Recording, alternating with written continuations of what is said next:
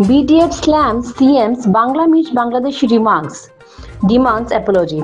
The Bharat Democratic Front (BDF) has strongly condemned Chief Minister of Assam Dr. Hemanta Biswa Sharma's controversial comment suggesting that those who declare Bengali as their mother tongue in the upcoming census could be easily identified and arrested as Bangladeshis. In a press meet, BDF convener Pradeep Datta Roy stated that such remarks are deeply insulting to the Bengali population of Assam. He pointed out that the NRC process, which costs around rupees 1,600 crore, remains unresolved. The state government's failure to finalize the status of the 19 lakh excluding individuals and repeated politicization of the Bangladeshi issue, especially before the elections, shows a clear lack of intent to resolve it permanently. বাংলায় কথা বললেই তাদেরকে বাংলাদেশি বলে চিহ্নিত করা হবে। আসামের মুখ্যমন্ত্রীর এই ধরনের মন্তব্য অসাংবিধানিক এবং অমানবীয়। একটা রাজ্যের মুখ্যমন্ত্রী সংবিধান বিরোধী কথা কি করে বলেন সেটা আমরা বুঝতে পারি না। বাংলাদেশি বলে আজকে প্রায় 40 বছর ধরে বিদেশি বিতাড়নের নামে সরকারের নানা রকম কর্মসূচি নেওয়া হচ্ছে, কিন্তু এখনো পর্যন্ত বাংলাদেশিকে আইডেন্টিফাই করে বাংলাদেশে পাঠানোর ব্যবস্থা হয়েছে মাত্র 8 জনের। 1970 সন থেকে আমি যখন মালিগাঁও নেতাজি বিদ্যাপীঠ স্কুলে মেট্রিক পরীক্ষা দেই তখন থেকে শুনে আসছি বাঙালিরা নাকি বাংলাদেশি, এবং বঙ্গাল খেদা আন্দোলন সেই ছোট্ট 14 বছর বয়স থেকে আমি শুনে আসছি। তারপরে আশু এবং গণসংগ্রাম পরিষদের নেতৃত্বে বিদেশি বিতাড়ন আন্দোলনে সারা আসামের মানুষ একজোট হয়ে আন্দোলন করল, এবং সেই আন্দোলন বঙ্গাল খেদা আন্দোলনে পরিণত হয়েছিল। এটা সারা ভারতবর্ষের লোক জানে। 1985-তে আশু গণসংগ্রাম পরিষদের সঙ্গে তৎকালীন প্রধানমন্ত্রী রাজীব গান্ধী আসাম চুক্তি করেন, এবং যারা এই বিদেশি বিতাড়নে আন্দোলন করেছিল তারা সরকার গঠন করে এবং আসাম চুক্তি রূপায়ণ নামে একটা বিভাগ খোলা হয়।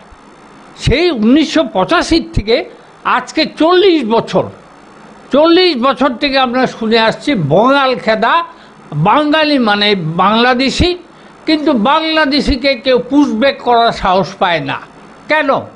আসাম সরকারের এই ক্ষমতা কেন নেই? কেন্দ্রে এবং রাজ্যে একই দলের সরকার, কেন বাংলাদেশিদের বাংলাদেশে পাঠাতে পারছে না? মুখ্যমন্ত্রী একদিকে বাংলাদেশি উচ্ছেদ করছেন, পরের দিন আবার বলছেন তাদের 1 কাঠা করে জমি দেওয়া হবে, তাদের 50,000 টাকা করে ক্ষতিপূরণ দেওয়া হবে। এই কি বাংলাদেশি বিতরণ? এনআরসির নামে 1600 কোটি টাকা খরচ করা হলো জনগণের ট্যাক্সের টাকায়। সেই এনআরসিতে 19 লক্ষ লোকের নাম বাদ গেল, আজ পর্যন্ত সেটা সঠিক করে উঠতে পারলো না। এইসব আর কতদিন চলবে? আরও লজ্জার বিষয় যে আমাদের বরাক উপত্যকায় শাসক দল তারা মুখ্যমন্ত্রীর এহেন অমানবীয় অসাংবিধানিক কাজকে সমর্থন করে মিছিল করছেন গৌরবের সঙ্গে। আজকে তাদের আমি প্রশ্ন করতে চাই, এই ভাষা শহীদ স্টেশন কেন হচ্ছে না? এই ব্যাপারে বিজেপি দল একটা মিছিল করুক, আমরাও যাব। 6 লক্ষ রেজিস্টার আনএমপ্লয়েড, 1 লক্ষ চাকরির মধ্যে মাত্র বরাক ভ্যালিতে 2100 পেয়েছে, যেখানে আমরা সারা আসামে 1,20,00,000 মানুষ, আমাদের 25,000 চাকরি পাওয়ার কথা ছিল, কিন্তু আমরা মাত্র 2100 পেয়েছি। এটা নিয়ে বিজেপি কেন মুখ খুলছে না? আজকে বরাক নদীতে বন্যার জন্য বরাকের মানুষ ব্যতিব্যস্ত, ড্রেজিং কেন করা হচ্ছে না বরাক নদীতে? সর্বানন্দ সানোয়াল সেই মেশিন পর্যন্ত আজকে বদরপুরে ঘাটে পড়ে আছে। এসব জিনিসের জবাব আজকে আমাদের বিজেপি দলকে দিতে হবে। আসল কথা হচ্ছে আমরা লক্ষ্য করেছি যে এই যে বিদেশি বিতাড়ন, এটা একটা রাজনৈতিক চক্রান্ত।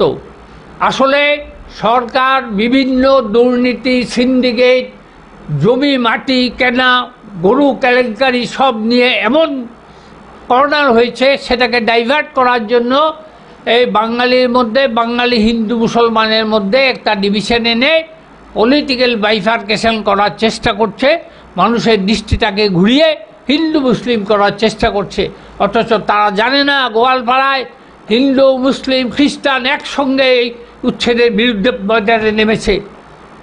তাই আমি সাবধান করে দিচ্ছি, মুখ্যমন্ত্রী এই ধরনের মন্তব্য আর করবেন না।